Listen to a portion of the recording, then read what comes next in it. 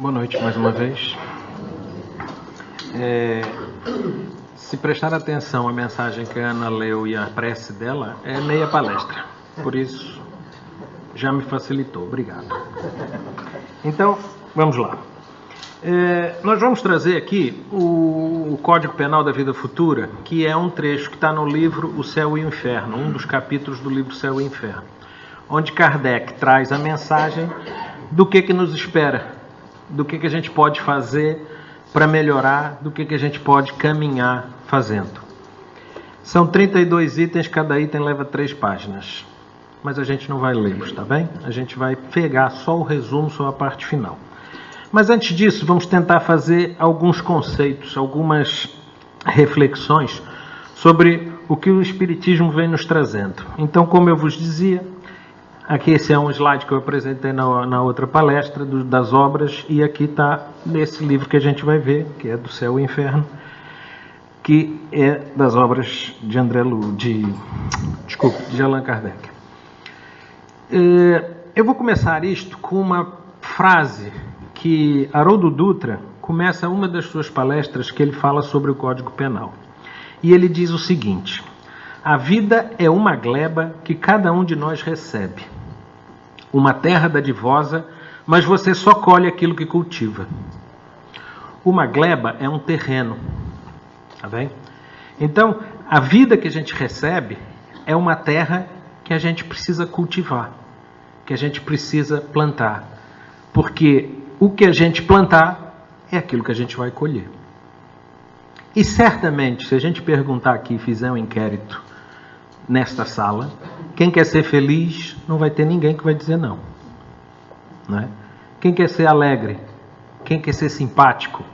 Quem quer ser agradável? Mas isso é cultivo. Eu tenho que cultivar. E para eu ser alegre, para eu ser simpático, para eu ser feliz, eu tenho que plantar. Tem uma história de um agricultor mineiro. Para quem não sabe, Minas Gerais, eu particularmente considero assim como se fosse um Alentejo aqui em Portugal. É um povo muito relaxado, muito tranquilo, muito tudo bem, né? E os mineiros normalmente sentam-se, pegam um raminho de uma erva, põem no canto da boca e ficam mascando ali a tarde toda. E um mineiro estava sentado à beira da sua terra, passou um senhor e perguntou, que estava interessado em comprar alguns terrenos. Passou por lá: ô companheiro, bom, essa terra dá mandioca? E ele: não. A terra dá batata? Não. E feijão? Não. Ué, mas que raio de terra é essa que se plantar não dá nada? Ele falou: se plantar dá. Né? É a mesma história. É a mesma, isto é a nossa gleba, o nosso dia a dia. O que eu vou plantar? Se eu quero receber elogios, eu tenho que plantar elogios. Se eu quero receber carinho, eu tenho que plantar carinho. Porque isso tudo é colheita. E não há colheita que não tenha que ser plantado. Outro conceito. Quem aqui, nós estamos numa zona meio rural, né? Quanto tempo leva para dar uma alface? Depois que planta? Uma semana e meia, 2 semanas. Um mês. Quanto leva para dar um castanho? Um castanheiro começa a produzir ao final de 8 anos. Só ao final de 20 é que ele começa a estabelecer a produção. Então, tem o tempo. Tudo tem o seu tempo. Eu quero colher uma felicidade maior que a de todos. Então, espera. Porque isso vai levar anos. E vai levar anos cultivando, cuidando, tratando, colocando amor, colocando o seu trabalho naquilo. Haroldo Dutra refere nessa palestra que todo mundo quer ter um casamento feliz também, né? Certamente. Casamento feliz é plantio de 5 séculos. Diz ele. 500 anos que você tem que estar adulando a esposa ou o marido lá atrás para levar esse tempo todo. E sogra 1000 anos.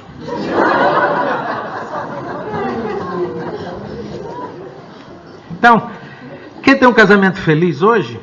Você vai ter que ser um espírito perfeito, porque quem é um espírito perfeito é que tem felicidade. E além de você ser um espírito perfeito, você vai ter que casar com um espírito perfeito.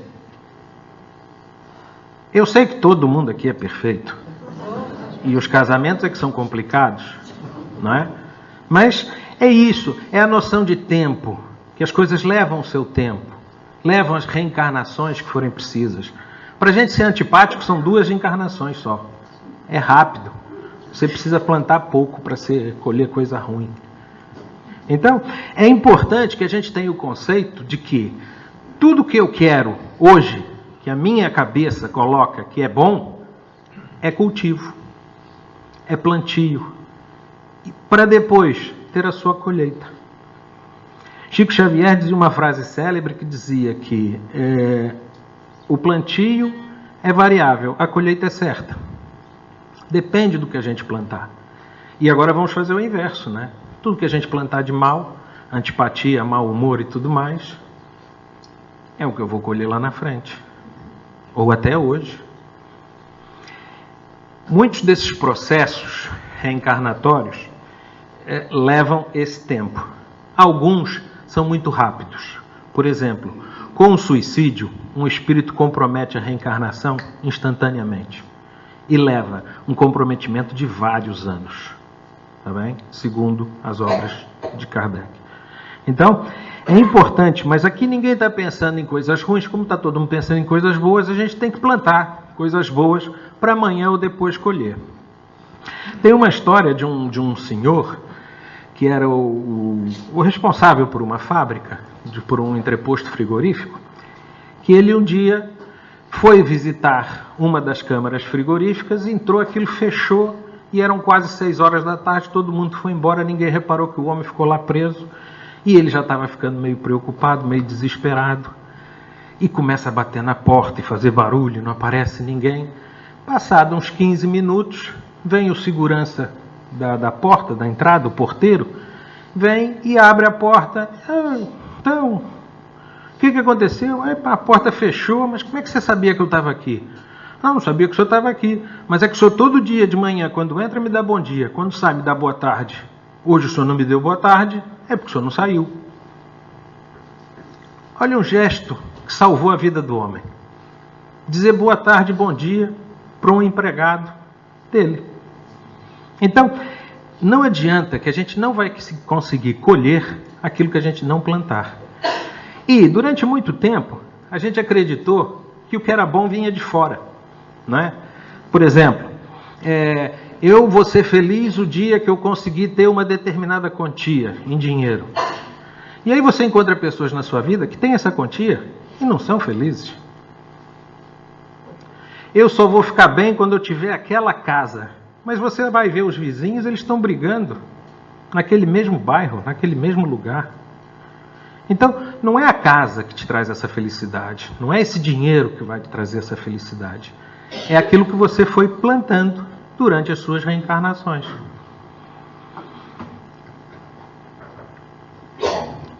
Trazendo uma página de um livro, Pensamento e Vida, que é uma psicografia de Chico Xavier por Emmanuel, tem um dos capítulos que é esse, que é Amor, onde Emmanuel tenta representar como é que Deus nos vê, como é que Deus vê a criação, ou o que está no nosso planeta e no universo de uma forma geral, mas aqui olhando para nós.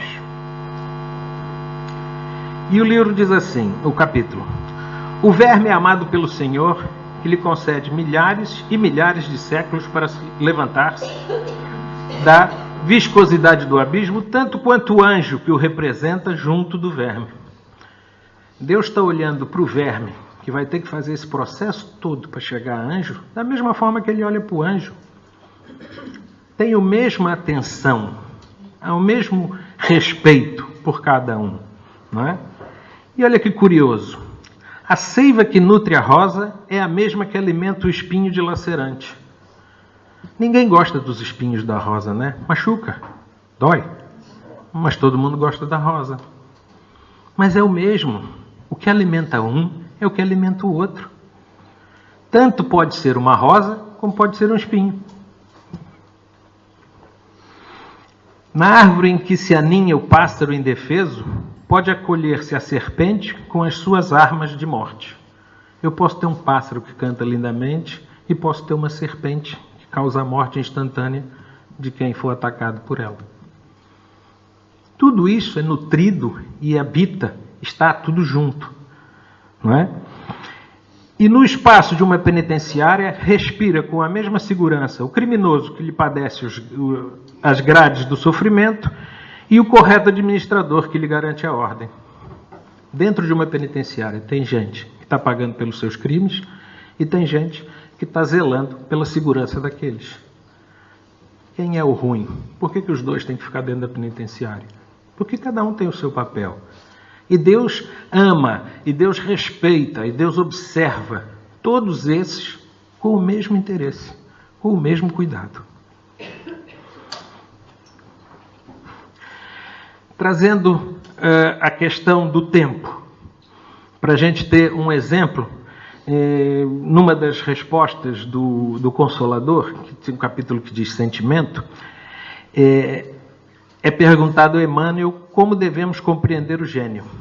O gênio aqui é aquela pessoa iluminada, vamos chamá-la assim.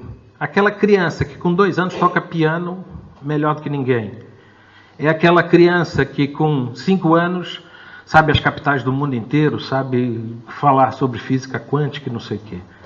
Esse gênio, pelo que vocês acham, é daquela encarnação ou tem outras para trás? Não é? E Emmanuel responde: o gênio constitui a súmula, o resumo, dos mais longos esforços em múltiplas existências. Quem quiser tocar piano bonitinho quando for criança, começa agora. Vai treinando, nesta, na próxima, na outra, porque isso leva anos, séculos, para conseguir chegar a esse gênio, que a gente acha, né? Que criança tão linda. Mas ele é uma criança que está há séculos fazendo aquilo e se aprimorando. Múltiplas existências de abnegação e de trabalho na conquista dos valores espirituais. Na conquista dos valores espirituais. Ele foi se elevando moralmente tanto e ganhando valores espirituais que agora ele lembra do piano de quando era há séculos atrás. Então, essa questão da colheita que ele está tendo agora do piano foi plantada há muito tempo atrás e está diretamente relacionado aos valores morais que ele foi adquirindo. Quem quiser tocar piano, está aí a receita. Então, nós vamos falar agora, buscando esses conceitos, exatamente da obra. Do capítulo, vá. Então, como eu falei, são 32. Esse é o resumo, o 33º, porque Kardec é tão bom, ele era professor, para quem não sabe, ele é tão bom que escreve tudo e depois dá só um resuminho assim para a gente ler. Para os mais preguiçosos como eu, lê só o finalzinho, você já tem a súmula e já tem o resumo. Como a Ana leu aqui o Minuto de Sabedoria, eu falei, pronto, ela já fez a palestra, vamos embora, o que eu estou aqui fazendo, né? Então diz lá no 33º artigo desse Código Penal: em que pese a diversidade de gêneros e graus de sofrimentos dos espíritos imperfeitos, o Código Penal da vida futura pode resumir-se nesses 3 princípios. O sofrimento é inerente à imperfeição. Aqui entra outro conceito que é sofrimento. Sabem que sofrimento é um sentimento, não é? O sofrer é um sentimento que vem de uma sensação, que é dor. Nós, no atual momento da nossa evolução, a dor é inevitável.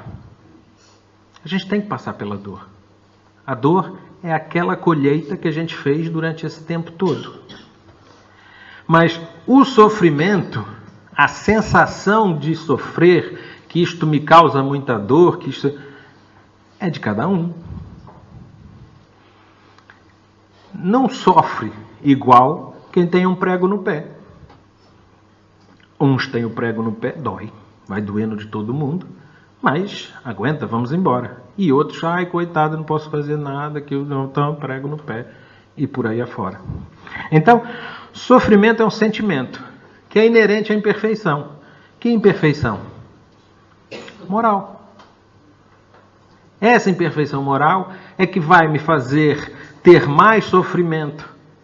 Então, a perfeição moral vai me trazendo a sensação e compreensão que a dor é algo que eu preciso ultrapassar, que é meu, que não adianta eu ficar querendo dar para o outro, nem dar para ninguém, nem esconder, é meu e eu vou ter que passar.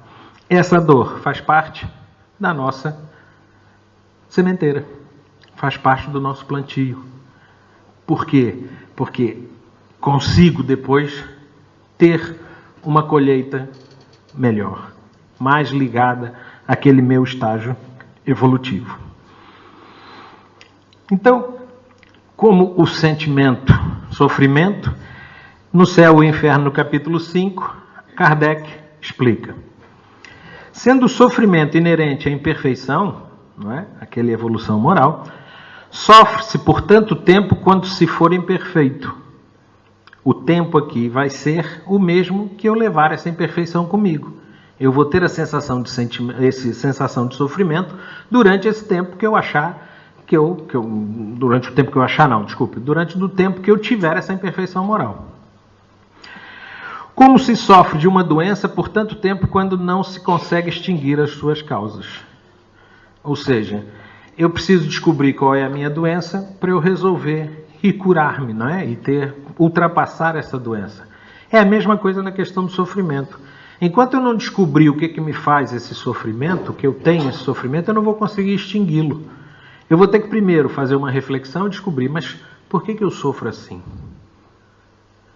Por que o outro do meu lado está do mesmo jeito que eu, até pior, e não tem esse mesmo sofrimento que eu?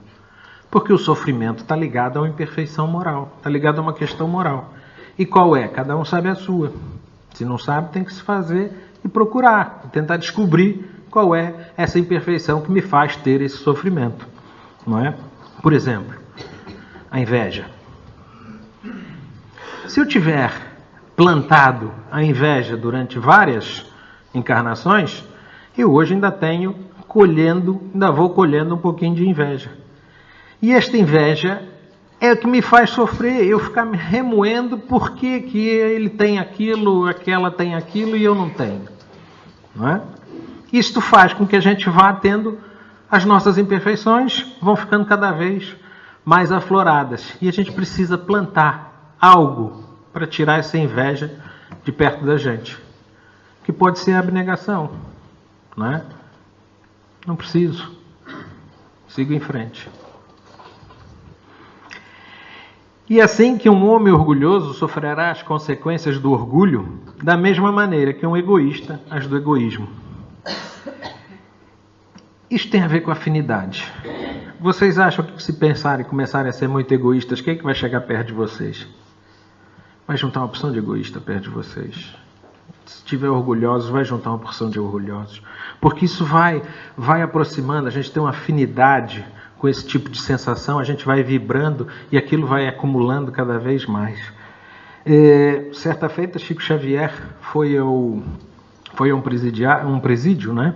Foi visitar, fazer uma ação espírita dentro de um presídio, e uma das companheiras que foi com ele falou: nossa, Chico, aqui deve ter uma porção de obsessor, né? Ele falou: não tem não, minha irmã, tem uma porção de mãe, porque os obsessores já fizeram o que tinham que fazer, já trouxeram eles aqui para dentro.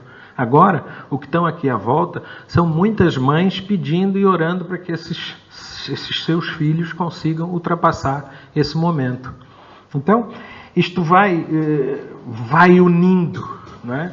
Tem muitas mães, porque ali é aquele momento onde as mães se juntam para poder pedir pelos seus filhos e fazer com que eles se libertem daquele momento. Então, é importante que a gente também vá plantando cada vez mais algo contra as nossas imperfeições, para a gente poder ir se desligando e podendo não estar afinizado, não estar ligado a essas sensações. Então, isto é um texto da Rita Fokker, que ela fala sobre o Código Penal da Vida Futura. Não é aqui.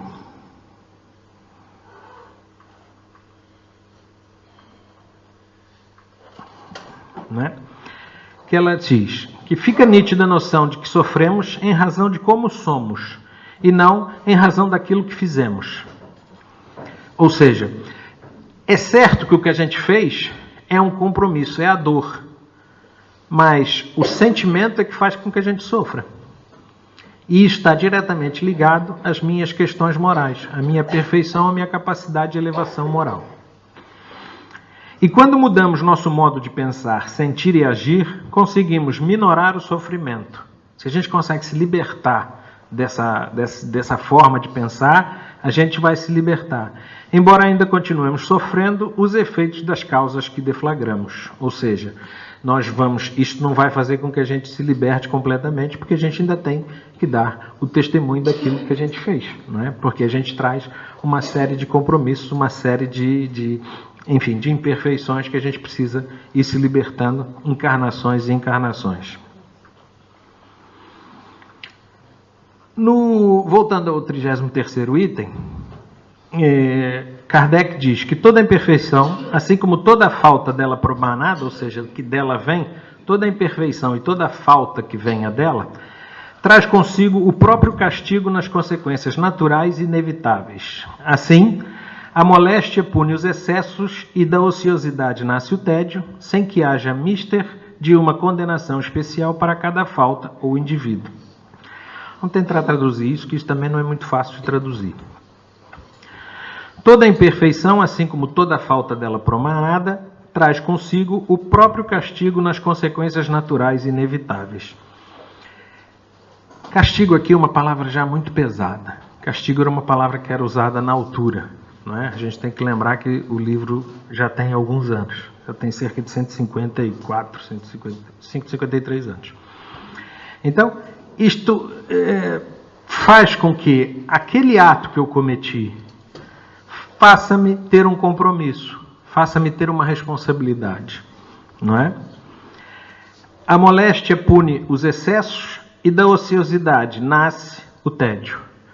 Se eu tiver um grande grau de ociosidade, vai me nascer um sentimento que é o tédio. Se eu ficar parado, sem fazer nada, aí entro num tédio e começa a me remoer. Como que, sem que haja mister de uma condenação especial, sem que haja uma responsabilidade de uma condenação especial para cada falta ou indivíduo. Ou seja, não é dizer que, então você matou alguém, você vai morrer. Não é? Não é exatamente assim. Por ter cometido um assassinato em vidas passadas, você pode ter que fazer um outro compromisso, tá? Uma outra responsabilização. Não exatamente sofrer uma morte. Não é? Aqui, o dente por dente, olho por olho, né? A lei de Italião, não é exatamente isso. Então não tem uma condenação própria para um determinado tipo de falta. Dependendo do que o indivíduo, das imperfeições morais e do que ele plantou, ele vai então ter esse compromisso. Não há uma regra direta com o que fez e com o que vai sofrer. No Livro dos Espíritos, na parte da encarnação dos espíritos, a finalidade da encarnação, então, por que a gente encarna, por que a gente tem esses processos reencarnatórios, Kardec pergunta aos espíritos qual é a finalidade da encarnação do espírito. Não é?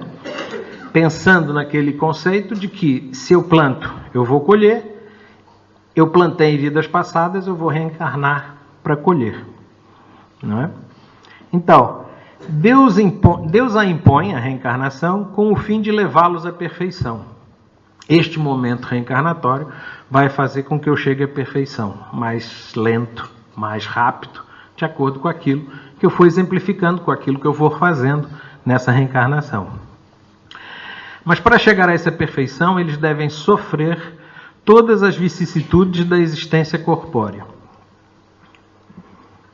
A gente vai ter que passar por tudo aquilo que a gente estava determinado, não é?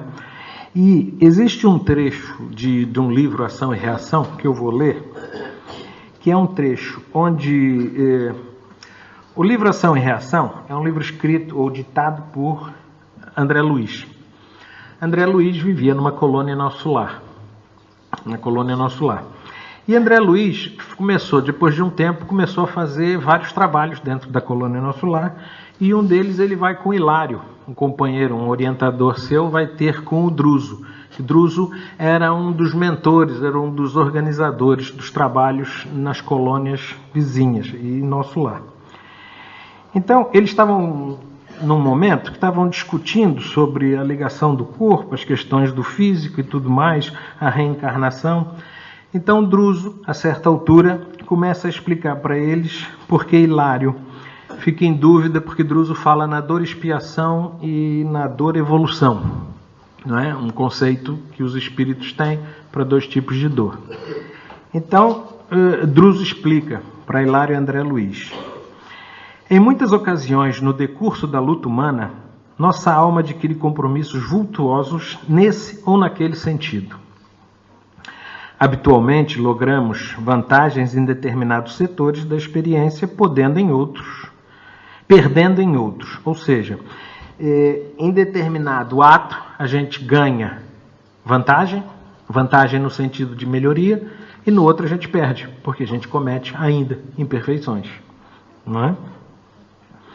Às vezes, interessamos-nos vivamente pela sublimação do próximo, olvidando a melhoria de nós mesmos.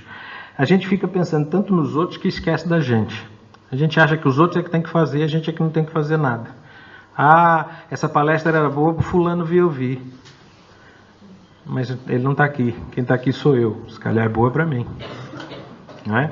Então a gente preocupa-se muito com o que os outros têm que melhorar e esquece o que a gente tem que fazer por nós. É assim que, pela intercessão de amigos devotados à nossa felicidade e à nossa vitória, recebemos a bênção de prolongadas e dolorosas enfermidades no involtório físico. Bênção de prolongadas e dolorosas enfermidades. Para ele, né? Para mim, não. Mas é isso que ele está querendo mostrar mesmo. É que é importante esses processos de dor para a gente conseguir. São bênçãos.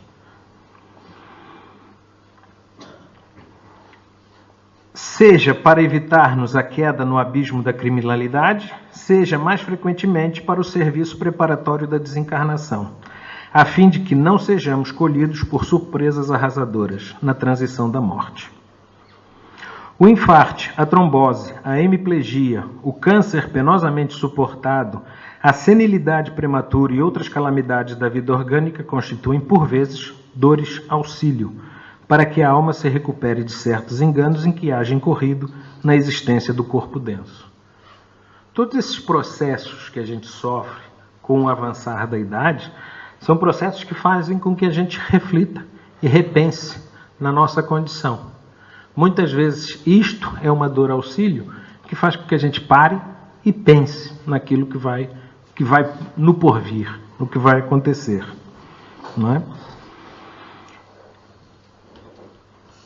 Dores auxílios para que a alma se recupere de certos enganos que haja incorrido na existência do corpo denso, habilitando-se através de longas reflexões e benéficas disciplinas para o ingresso respeitável na vida espiritual. Então, para quem acha que esses processos de dor são para a gente ficar sofrendo e se remoendo, são muitas vezes dores auxílios que fazem com que a gente reflita aquilo que a gente fez até então e que a gente possa tentar melhorar e seguir um melhor caminho. A encarnação tem ainda outra finalidade, que é a dor, que é a de pôr o espírito em condições de enfrentar a sua parte na obra da criação. Ou seja, vai nos dando condições de compreender aquilo que nós temos que fazer, o que nós viemos fazer. É lógico que o gênio vai chegar para alguns, não vai chegar para todos. Mas essa evolução que a gente vai tendo durante os séculos, esse plantio, essa colheita que a gente vai fazendo, vai nos trazendo cada vez mais conhecimento, né? Como a idade. É muito comum a gente dizer que eu queria ter 18 anos, ganhar o que eu ganho e saber o que eu sei, né? Todo mundo quer voltar um pouco para trás com o conhecimento que tem. Mas então, é justamente isso, esse conhecimento que a gente vai adquirindo nas várias reencarnações. Esse é o objetivo da reencarnação. E dessa maneira, concorrendo para a obra geral, também progride. Porque nós estamos progredindo e, ao mesmo tempo, estamos ao nosso meio progredindo, fazendo progredir o nosso meio também, a evolução daquele local, dos locais que a gente está, através do exemplo, por exemplo. Então, ainda na mesma questão, tem uma questão 133A, que vem: quanto menos imperfeito ele for, menos tormentos sofrerá. Ele, o espírito, aquele que reencarna. Não é? Isto está diretamente ligado à evolução moral, às capacidades, às aquisições morais que o espírito foi fazendo durante as suas reencarnações. E aquele que não for invejoso, nem ciumento, nem avarento ou ambicioso, não passará pelos tormentos de que se originam desses defeitos. Ou seja, mais uma vez, as imperfeições morais é que vão fazer com que a gente passe por essa questão de tormentos ou de sofrimentos. Porque o sofrimento, como eu já disse, é um sentimento. E a gente vibra e sente o sentimento e a gente está mais afinizado, que a gente está mais ligado. Então, as obras de André Luiz são realmente muito boas para a gente ter alguns exemplos. Vem vários exemplos lá. Eu trouxe aqui 2 exemplos do Nosso Lar e do Ação e Reação. Não é? Em Nosso Lar, para quem não sabe ou para quem não leu o livro, André Luiz era um médico na Terra que desencarna precocemente, sendo acusado de suicídio indireto através de excessos. Ele fica cerca de 8 anos numa zona umbralina, numa zona de perturbação, até que ele é resgatado e levado para a colônia Nosso Lar. Nessa colônia Nosso Lar ele faz o acompanhamento, vai se melhorando, até que chega a um ponto que ele é permitido e ele tem a capacidade de se encontrar com os familiares, com a mãe.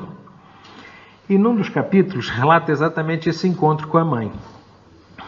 E vejam só o grau de comprometimento, de evolução e de compreensão. A mãe de André Luiz vivia num plano superior. André Luiz já estava, porque tinha desencarnado. André Luiz quando viveu na Terra, era filho de uma mãe muito carinhosa e muito dadivosa e de um pai que era um bem-sucedido dono de terras, explorador pecuário, era muito bem-sucedido, e o pai dele tinha 2 amantes. Na Terra, enquanto encarnado, tinha 2 amantes. Então, André Luiz, quando recebe a mãe, quando a mãe vem visitá-lo, porque André Luiz não tinha capacidade de ir onde estava a mãe é que vem onde André Luiz estava, a certa altura da conversa, André Luiz pergunta: e o pai? E André Luiz já sabia das amantes do pai. E ela explicou: o pai, desde que desencarnou, desde que eu me encontro, que veio para cá, eu tenho estado junto a ele e das nossas irmãs. E André Luiz leva um susto. A mãe chamava as amantes do pai de irmãs. Sim, e teve explicando: e já está tudo programado. Vou reencarnar, seu pai vai reencarnar, vamos casar novamente e vamos receber 2 filhas. Adivinha quem? As 2 amantes. Hoje em dia, se eu falar isso aqui com qualquer mulher, eu não sei o que absurdo, né? Mas a mãe tinha um tamanho grau de elevação que sabia dos compromissos que esses dois espíritos tinham e aceitou recebê-los como filhas. E o que vai acontecer? O que o pai colheu? Não é? Colheu um amor perturbado, um amor estranho. E nas obras de André Luiz, a intenção não é acabar com o amor, é transformar esse amor.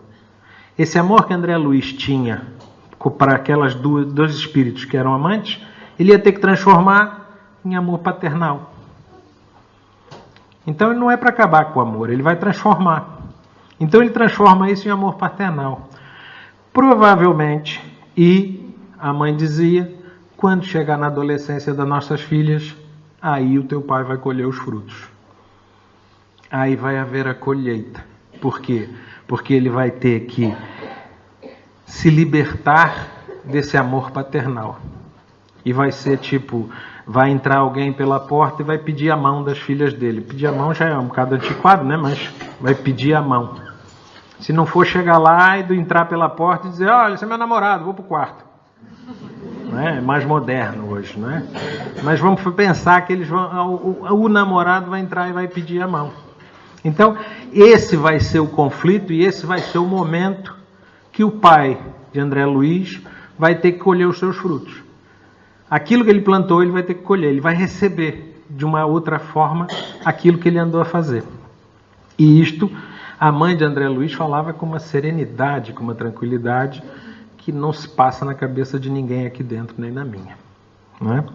Então, isto para mostrar a ação e reação, mostrar a questão da colheita dos frutos. Ele vai passar por um tormento de amor, mas é de um amor paternal, já não é de um amor por uma amante, um amor carnal. E outro trecho, outro capítulo em ação e reação, que também é muito interessante. Silas era um espírito já bastante evoluído. Silas já tinha cerca de 20 anos servindo nas zonas umbralinas, né? Silas trabalhava numa zona inferniça, que eles chamam, a zona infernal, numa zona umbralina baixa, que era resgatando esses espíritos mais sofredores, com maior perturbação, que não tinham ainda compreendido. Então, Silas trabalhava nisso há 20 anos já. E Silas também tinha um programa reencarnatório. Silas já era de uma craveira elevada, maior que a de André Luiz. Certa feita, quando encontra com André Luiz, e André Luiz pergunta, mas você aqui numa zona umbralina? Estou a procurar um desafeto meu. Estou a procurar um espírito que eu preciso para completar a minha reencarnação. E ele, mas você vai reencarnar? Pois é, eu ainda preciso. Então, Silas começa a explicar o que aconteceu. Numa encarnação anterior, Silas era filho de um advogado muito bem sucedido para a época, com um advogado de sucesso, vamos chamar assim, se é o conceito de sucesso de hoje, não é? E casado e com o Silas como seu filho. O Silas tinha uma grande tendência para posse. Silas era muito possessivo, né? Gostava dos bens. E como o pai era rico, não precisou trabalhar, não precisou fazer nada, ficou sempre filho do advogado. E vivia assim, até que sua mãe desencarna. Sua mãe desencarna, ele já começa a prestar atenção nos bens, na herança, nas partilhas. Como é que vai ser isso? Vamos ver. Entretanto, o pai casa novamente. O pai, com 65 anos, casa com uma moça de 32. E Silas, não é uma questão do pai casar. A questão é, vou ter que dividir mais os bens. Não pode ser. Isto não. E ele provoca o desencarne da sua madrasta, né, da esposa do pai, com envenenamento. Isto tudo se passou e ele, há 20 anos, está esperando encontrar essa madrasta no mundo espiritual. Porque a mãe já encontrou, o pai ele já encontrou, já tinha tudo combinado. Estava todo mundo, os três, esperando reencarnar, mas não podiam reencarnar sem ter Silas encontrado essa madrasta para convencê-la ou para pedir que ela fizesse o favor de reencarnar. Porque Silas iria reencarnar como esposa, como marido dessa senhora, para colher aquilo que ele plantou. Se ia ser um casamento feliz? Provavelmente não. A imperfeição de um lado, a imperfeição do outro, então ia fazer com que aquilo fosse um casamento de tormento, de ajuste, não é? Que são a maioria dos casamentos. Ninguém aqui está plantando casamento há 500 anos, por isso tem que colher o que está aí agora. Então, e o terceiro e último item do Código Penal, desse 33º artigo, do resumo, é exatamente como é que a gente consegue reverter isso então. Como é que eu consigo reverter isto que eu andei plantando? Ele diz, podendo todo homem libertar-se das imperfeições por efeito da vontade, a gente se liberta se quiser. Pode igualmente anular os males consecutivos e assegurar a futura felicidade. Ou seja, é possível a gente se libertar disso. É possível a gente quebrar esse elo. É possível que eu pare com isso tudo. Como? Plantando aquilo que eu quero colher. Fazendo aquilo que eu quero que façam a mim. E eu trouxe aqui um pequeno vídeo que está na TVC. É verdade, Sérgio, obrigado. Que está na TVC. Isto já é bem antigo, acredito eu. Que quem vai aparecer parece muito novo, que não é tão novo agora. E então é explicando um pouco isto. O senhor falou que o homem que olha para trás e não tem vergonha dos seus atos, tem paz. Porém, o que fazer para encontrar a paz se o passado do indivíduo é vergonhoso? Que bela pergunta. Ter um presente dignificante.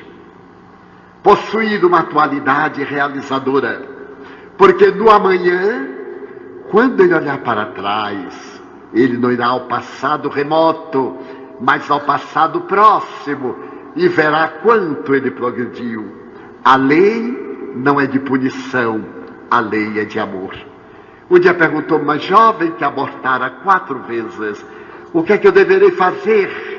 Eu terei que ser punida? Não. Você vai receber o efeito do crime praticado, é claro.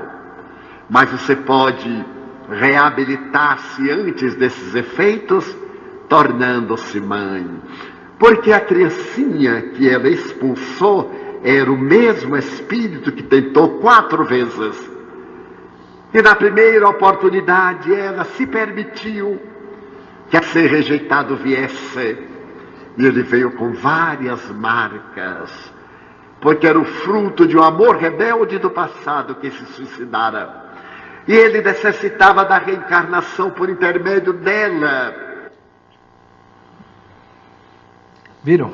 Uma senhora que abortou 4 vezes, o que precisava fazer? Receber esse espírito novamente, que vinha com imperfeições, que era um desafeto que trazia do passado. E não sei se vocês perceberam, se prestaram atenção no início, quando o Divaldo diz que muitas vezes a gente está procurando o passado remoto, o passado lá de trás, que eu fui rei, que eu fui rainha, dos tempos medievais, o que eu andei a fazer, e a gente tem na lembrança o passado recente. E esse passado recente, se eu mudar hoje, daqui a 5 anos, quando eu olhar para trás, eu vou ver que ele é melhor do que ele era antes dos 5 anos. Então, essa é um pouco a receita, se é que é uma receita, a indicação. Tá feito, já plantei, vou colher, pronto. Quando eu tiver que colher, eu colho. Mas eu posso começar a plantar uma coisa diferente hoje. Eu posso começar a fazer um novo plantio. Não é? Não é ficar esperando com o capinzinho no canto, não dá nada, isso não dá nada. Tem que plantar, tem que começar a fazer. E se aquilo que eu fazia era errado, cada um sabe de si, eu começo a fazer diferente. Algo que seja diferente. Eu trouxe também um pequeno trecho de uma poesia, que é de Casimiro, que é psicografia por Chico Xavier, que isto é só uma estrofe, só um trechinho, que ele diz que sofres, espera e confia. Não te furtes de lembrar que somente a dor do mundo nos pode regenerar. Essa dor que a gente tem que ultrapassar, é que nos faz regenerar. Se essa dor vai ser com sofrimento ou não, cada um sabe o que lhe espera. Cada um sabe como é que deve encarar essa sua dor. Se for ficar sentado esperando que tudo se resolva, normalmente não vai acontecer nada. Vai ficar tudo igual e a gente não vai sair do lugar. Porque regredir a gente não regride, mas a gente pode estagnar. E, como uma última mensagem, não existe castigo nem recompensa, o que existe é consequência. Aquilo que a gente faz é aquilo que a gente colhe. Tá bom? Muito obrigado e boa noite.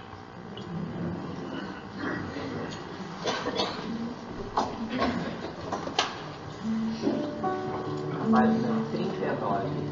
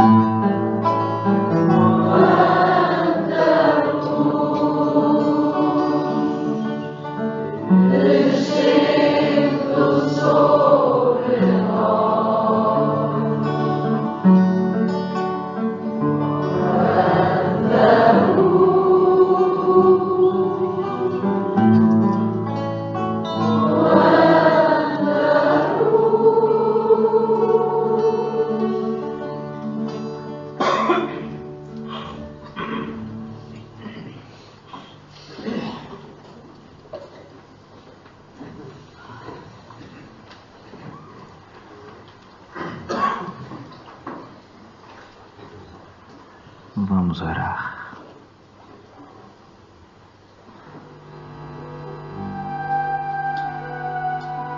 Querido amigo Jesus, nosso pastor, nossa paz, nosso abrigo, eis que é noite e mergulhado nesses inúmeros convites à reflexão acerca das nossas vidas,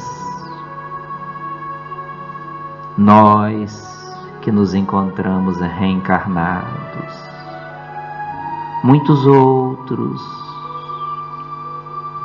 embora desencarnados, acompanhando-nos com amadurecidas reflexões. Te agradecemos, Senhor Jesus, a bênção de aqui nos encontrarmos, tomando da tua água viva, deste pão espiritual que tanto necessitamos para avançarmos nesse desafio que a vida nos convida a cada dia. Naturalmente, identificando o cadinho das nossas lutas, das nossas dores, daquilo que compreendemos por nossos sofrimentos. Inspira-nos, ó Jesus, a fim de que possamos identificar com sabedoria as raízes de hoje e de ontem e os convites que a vida nos permite desde já no caminho da reparação e da construção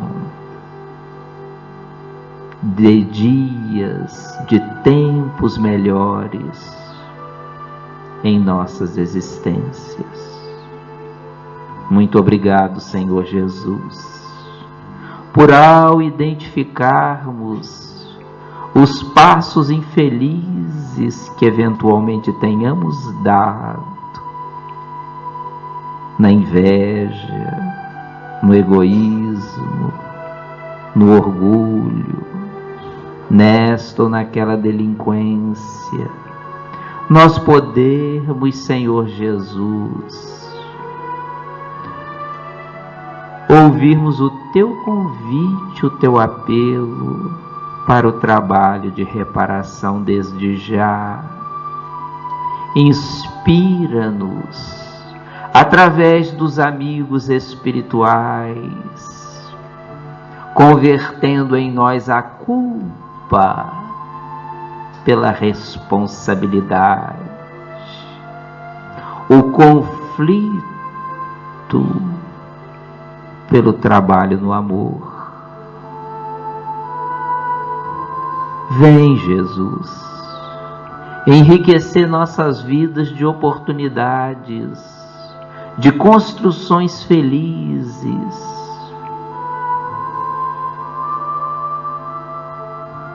Vem, Jesus, proporcionar em nossos passos o reencontro com aqueles a quem nós devemos nos entender. Nessa noite, Senhor, diante de tantos apelos que nos chegam, que possamos envolver os pais que aqui recorrem, pedindo pelos seus filhos, pequeninos, adolescentes, já adultos, passando por dificuldades tão grandes. As famílias que rogam pelos seus entes queridos e suplicam harmonia e compreensão no lar. aqueles que aqui chegam assinalados por enfermidades de toda sorte, os que se preparam para tratamentos diversos, os que nos chegam em desalinho mental, tombados, na depressão, no pânico ou no desespero. Vem, Jesus, dar-nos o teu medicamento maior, que consiste no teu Evangelho, que ao daqui partirmos, possamos levar na alma este vigor espiritual reabilitador, que nos impulsionará certamente a realizarmos atos maravilhosos em prol do próximo e, naturalmente, em prol de nós próprios. Guarda-nos sob a tua paz, abençoando os nossos anjos de guarda, os nossos espíritos protetores, envolvendo os familiares que partiram há pouco ou há muito tempo. Ó Jesus, envolvemos os nossos lares, nossos locais de trabalho, a terra onde vivemos e todos aqueles por quem envolvemos em nossas orações. Guarda-nos, Senhor Jesus, sob a tua paz, nessa noite sempre. Que assim seja.